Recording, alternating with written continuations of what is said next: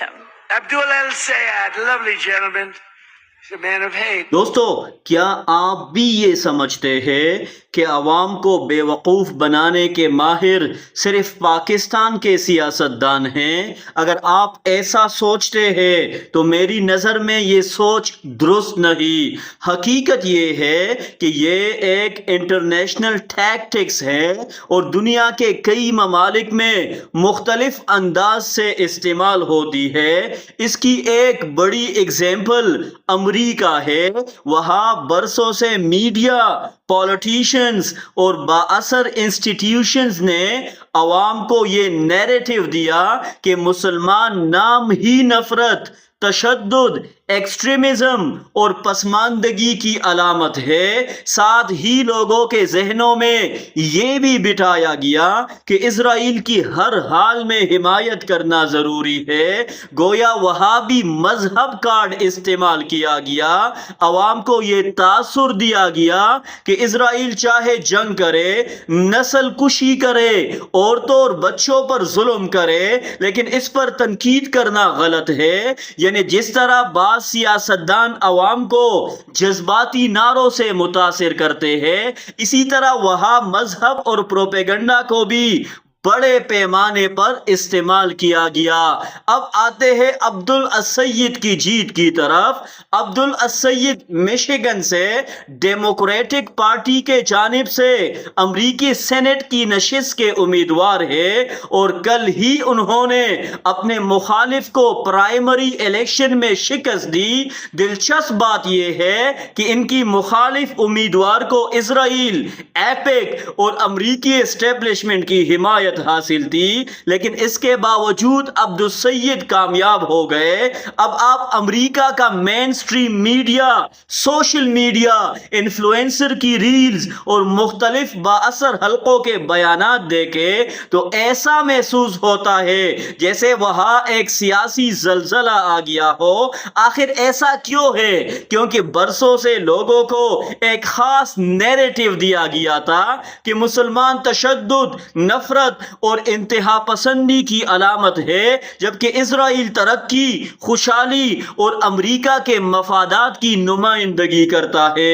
لیکن اب لگتا ہے کہ امریکی عوام، خاص طور پر نئی جنریشن، اس پروپیگنڈا کو مسترد کرنا شروع کر چکی ہے۔ عبدالسید نے کھل کر کہا کہ میں مسلمان ہوں اور میرے اصول بہت واضح ہے۔ اگر کوئی ظلم کرتا ہے، چاہے وہ اسرائیلی ہو یا فلسطینی، میں اس کے خلاف ہوں۔ اگر کوئی عورتوں یا بچوں پر ظلم کرتا ہے، چاہے اس کا تعلق کسی بھی فریق سے ہو، میں اس کے خلاف ہوں۔ لیکن اگر کوئی مظلوم ہے، چاہے وہ فلسطینی ہو یا اسرائیلی، میں اس کے ساتھ کھڑا ہوں۔ یہی پیغام امریکی عوام تک پہنچا اور اسی لیے انہوں نے میڈیا کیمپین، ایپیک کی مالی مدد اور مختلف پولیٹیکل دباؤ کے باوجود عبدالسید کو سپورٹ کیا اور پرائمری میں کامیاب کرایا۔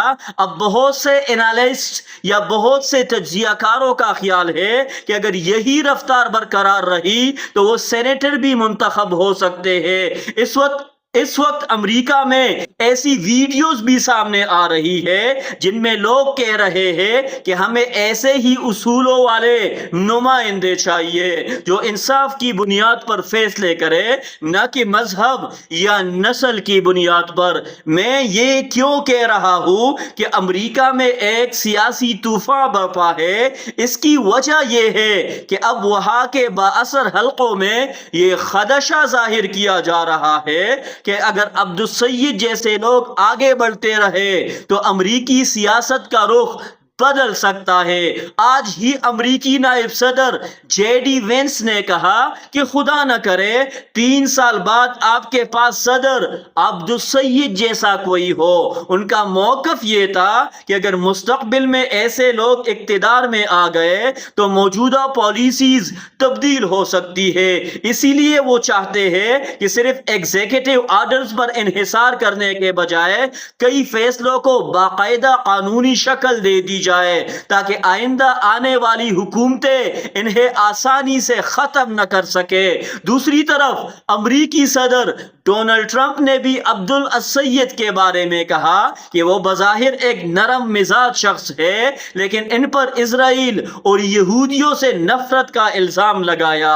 اب سوال یہ ہے کہ کیا واقعی ایسا ہے یا پھر یہ بھی اسی پرانے نیریٹو اور پروپیگنڈا کا حصہ ہے؟ تجزیہ کاروں کا خیال ہے کہ جب عوام جاگ جائے، جب نوجوان خود تحقیق کرنا شروع کر دے، جب وہ صرف میڈیا نیریٹو پر یقین کرنے کے بجائے حقائق دیکھے، تو پھر کسی بھی ملک میں پرانا پروپیگنڈا زیادہ دیر نہیں چلتا، چاہے وہ امریکہ ہو، بھارت ہو، پاکستان ہو یا دنیا کا کوئی اور ملک۔ جب نئی جنریشن حقیقت کو پہچان لیتی ہے تو پھر نہ اسے آسانی سے گمراہ کیا جا سکتا ہے اور نہ ہی ہمیشہ کے لیے بے وقوف بنایا جا سکتا ہے۔ یہی وجہ ہے کہ آج امریکہ میں عبد السید کی کامیابی کو صرف ایک انتخابی کامیابی نہیں بلکہ ایک بڑی سیاسی تبدیلی کے آغاز کے طور پر بھی دیکھا جا رہا ہے۔ اب یہ تبدیلی کہاں تک جاتی ہے، یہ آنے والا وقت ہی بتائے گا۔